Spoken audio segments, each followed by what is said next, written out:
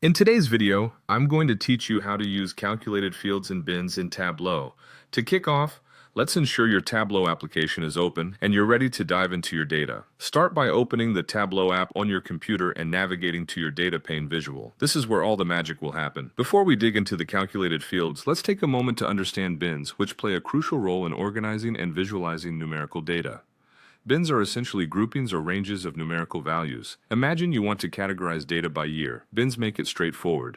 Now let's go through the process of creating bins. Start by selecting a numerical value or measure. Something like year would do nicely. Once you've selected your measure, you need to click on the drop-down menu on the side of it. From there, choose Create and then select Bins. You'll have the option to change the field name and adjust the size of the bins. After you've made the necessary adjustments, go ahead and click OK. You will notice that a bin is created and it shifts from being numeric to categorical. This is a key characteristic of bins. The next step is to incorporate these bins into your visualization. You can easily do this by dragging and dropping it onto the columns in your existing Tableau visualization. As you do this, you'll get a visual of the year range created by your bins, offering a great way to view your data in segments. Now, let's turn our attention to calculated fields, which allow you to perform quick calculations. On the rows where you find the sales measure, click on its drop-down menu. Then choose Quick Table Calculation and select % of total. What you'll see is the percentage of the total that each of your bins or year ranges represents.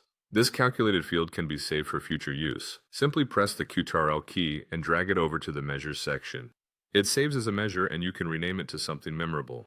Alternatively, you can create a more detailed calculated field by clicking the drop-down of the sales measure again, selecting Create, and then Calculated Fields. Here you have the flexibility to name it and enter a custom query. After you click OK, a new measure is added to your Tableau workspace. Finally, drag and drop this new measure into your rows. This calculated field enables you to show differences in your data and tailor your visualizations to specific needs. As you've seen, using bins and calculated fields in Tableau can provide in-depth insights and effectively streamline your data analysis process. Thanks for tuning in, and I hope you found this guide helpful in navigating these Tableau features.